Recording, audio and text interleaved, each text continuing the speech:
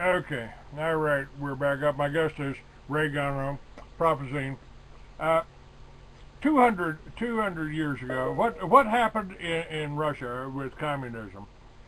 You know, was directed and by people like Marx and Lenin. Communism was a creation. The Russians of the day, like Alexander Solzhenitsyn, referred to communism as Judaism for the masses. Now the Judaism as a religion, they don't accept Jesus Christ. You know, the Muslims are actually more sympathetic to Jesus. They consider him a prophet, whereas the Jews, we're glad we killed Jesus. Now, how does the whole concept of Judeo-Christianity, how does that? If the Jews are opposed to Jesus, they're opposed to Christianity. You know how, and we send billions of dollars to Marxist, communistic style Israel, who suppress the Palestinians.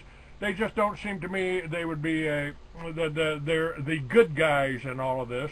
And the Protocols of Elders of Zion were written over 200 years ago, so it really doesn't make any difference who wrote it, whether it was a bunch of rabbis or whether it was a bunch of Aborigines sitting around a campfire in Australia. Whoever wrote it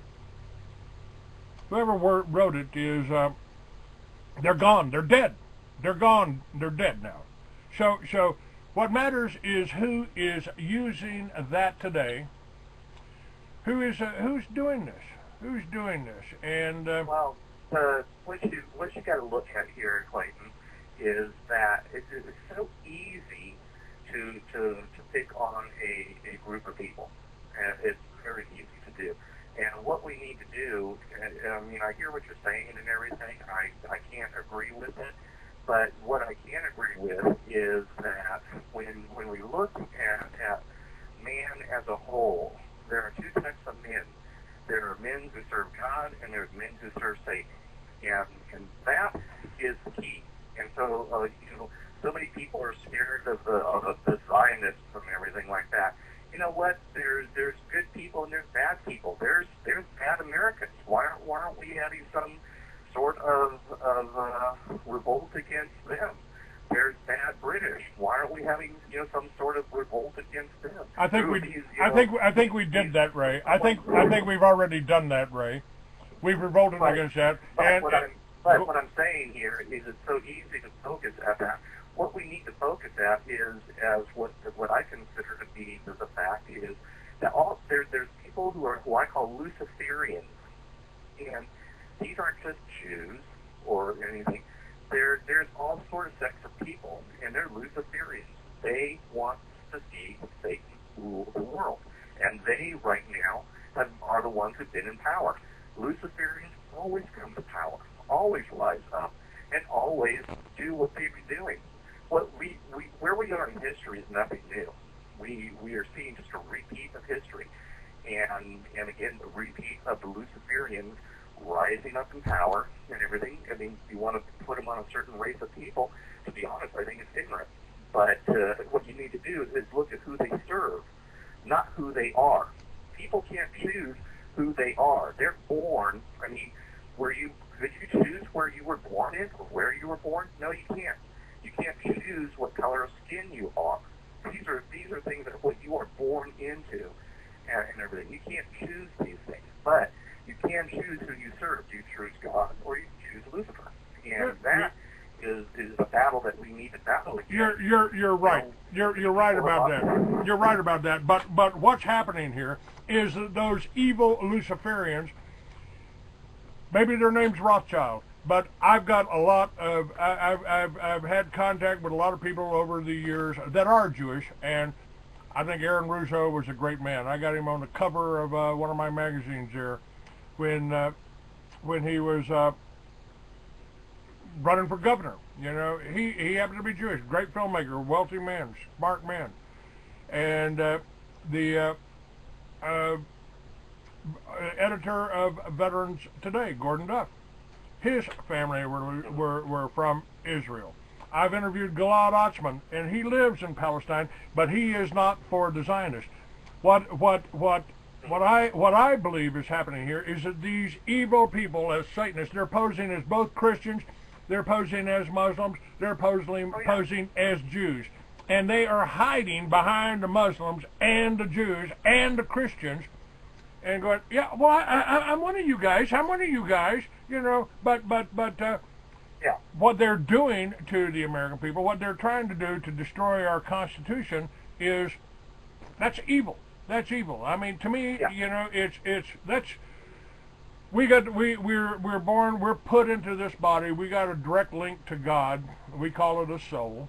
We call it a conscience. And we can talk to God direct. It's called prayer. And we've got free will. We've got the choice. We can decide whether we want to be good or evil. So, you know, I judge the protocols of the elders of Zion as being evil. I don't care who wrote it. I don't care what's a forgery, an exact copy of the original. So I don't care who wrote it. What I want to know is who's using it today. The banksters are using it today. The people that are directing and creating all these armies and putting us at war with people. I mean, there was no reason for us to kill 1 million Vietnamese. There was no reason for us to kill 1 million Iraqis, and there was no reason for the Bolsheviks to kill, 60 million white Christians. Here's an interesting thing here, Clayton, is that the protocols, and a lot of people point to the protocols. Oh wow, the protocols. Well, do you realize that the whole ideology and the methodology and what is being talked about, quote unquote, prophesied, is the exact same level or high ideas that are in the Satanic Bible, that are in the Quran, that Marxist himself wrote in his Marxist Manifesto. They are all the same ideas. I mean, you can read and I have. I've read, the Satanic Bible. I've read the stinking Quran. I've read, the Marxist Manifesto. They all have the same idea and ideology behind it, saying the same, the protocols of Zion, same thing. It's Luciferian driven. That's right, it is. Well, the protocols are real upfront. The protocols are real upfront about that. They say they want to put Lucifer at the top of that pyramid, the eye on the pyramid, the all-seeing eye. They want him right at the top of the pyramid. And by the way, just so folks understand what we're talking about here, this is a short summary of the Communist Manifesto. And I volunteered to go to Vietnam to fight communism, I thought. But the plank number 1, abolition of private property. Heavy progressive income tax. Number 2, abolition of all rights of inheritance. Number 3, 4, confiscation of property of all immigrants or rebels. 5, central bank. Government control of communications and transportation. Government ownership of factories and agriculture. Government control of labor. Corporate farms, regional planning, and government control of education. We got them all right here, right now in America. That doesn't mean we're the bad guys any more than it means that a Jew like Gilad Atzmon living in Israel is a bad guy. People like you and I are working for the good of the people, not the good of the government, not the good of the corporations. Go ahead, sir. Now, the interesting thing is, Clayton, is you just read off those ideals. Those are the exact same ideals that are written in the Quran and what Islam is pushing today. Those are the exact same ideals that the Satanic Bible also push. And so these ideas and everything are nothing new. Whoever wrote the protocols basically copied and pasted, the same Luciferian ideas. So it's not some sect of people or something like that. It's Luciferian driven, and there are Luciferians in government. And it's because I think we as Christian men have basically kowtowed and laid down the conflict and not, really stood up. We've lost our backbone, and because we have not occupied till he returns, we have lost, and we're losing what our nation is. And it's because we've just been lazy. And so while we're lazy, the Luciferians are taking over. Yeah, well, let's see. Let me see. I got a few quotes here. Let me share a few quotes. This one from Vladimir Ilyich Lenin, who died in 1924. From 1870 to 1924, he was the first leader of the Soviet Union.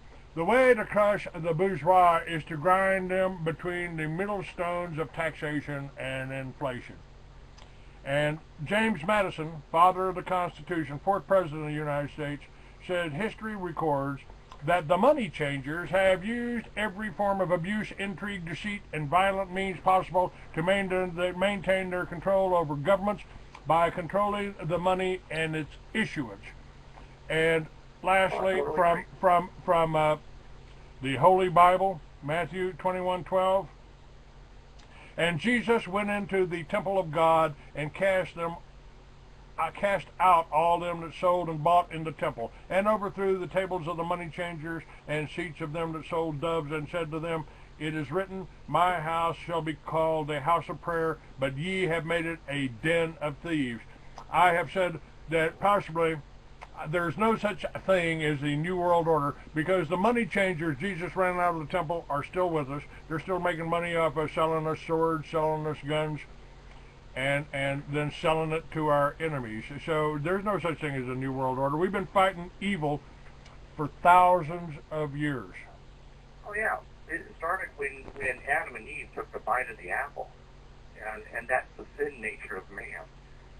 And what happens throughout history, man becomes lax in his responsibilities, and that's where we are today. Christian man has become lax in his responsibility. He has not occupied till Christ returns. And so therefore, the enemy takes ground. And we need to look at it as a large-scale spiritual battle, us and them. Satan versus God.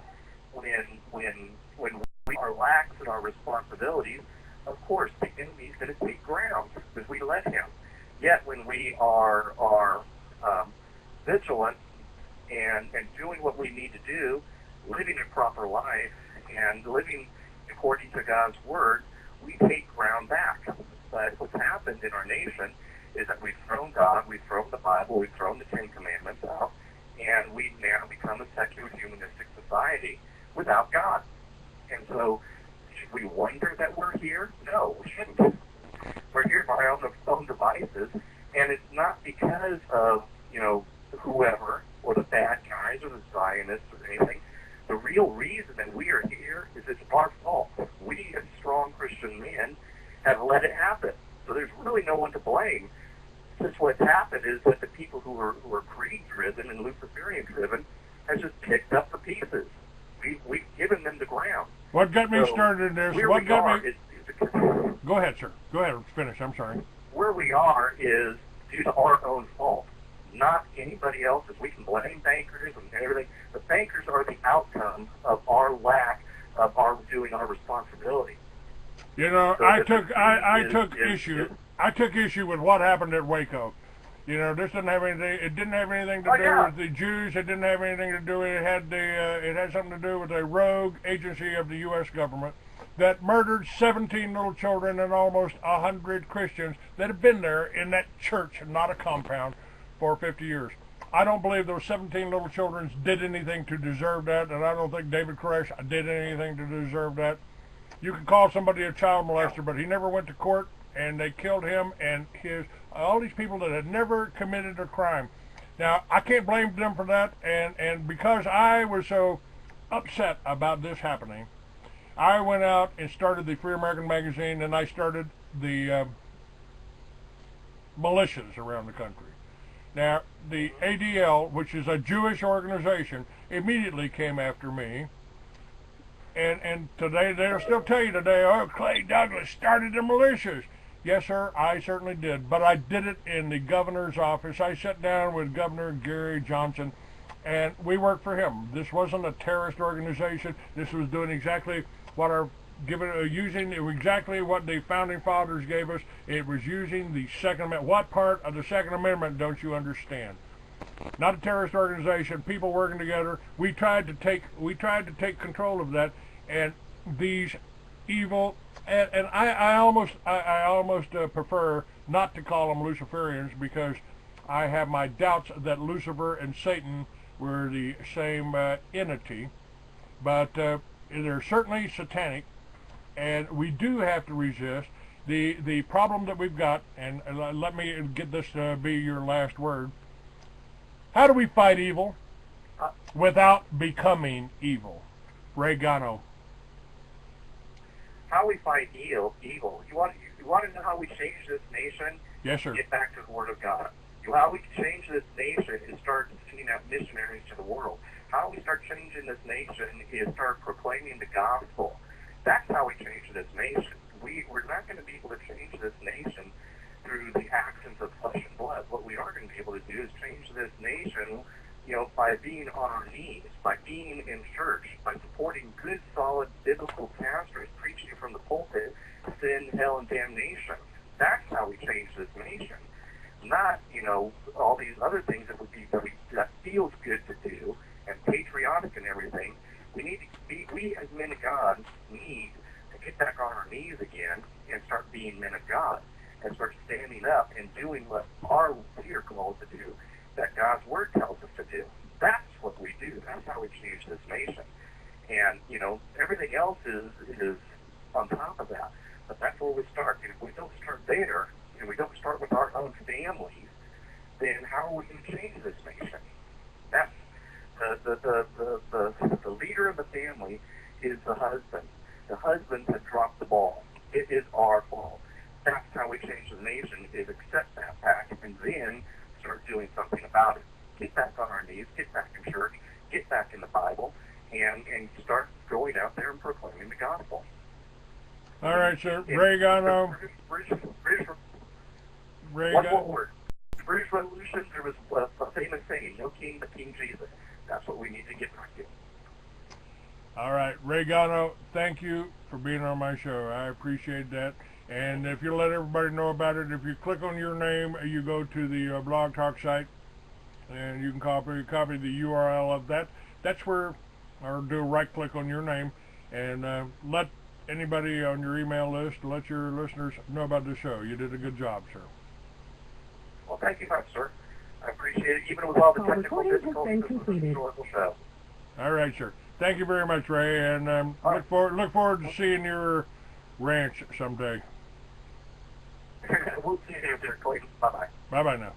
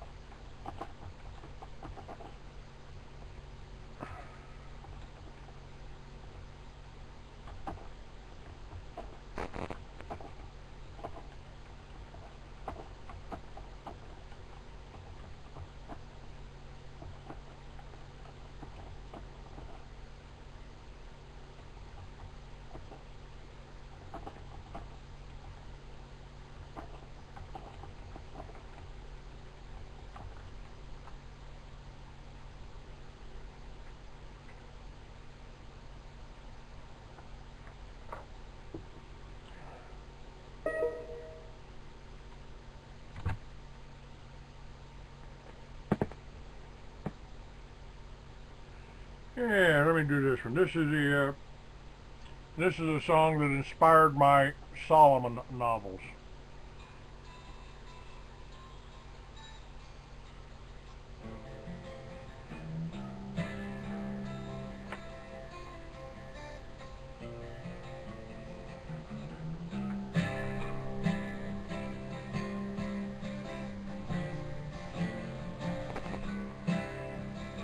He was the wizard of 1,000 kings, and I chanced to meet him one night wandering.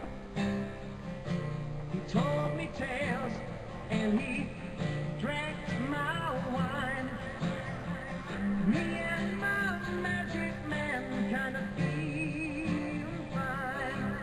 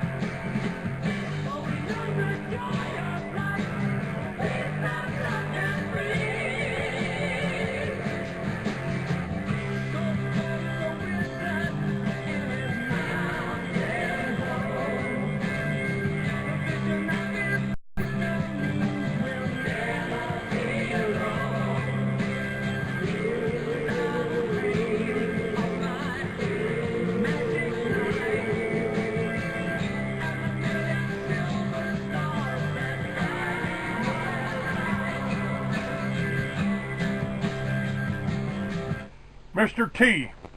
T, I don't recall you receiving credit for the militias. The ADL tried to give me credit. The NAACP tried to give me credit. The Southern Poverty Law has listed that, and I did start the New Mexico militia. I advertised for the militia. I worked with Militia Montana. I worked with Mark Cornicky.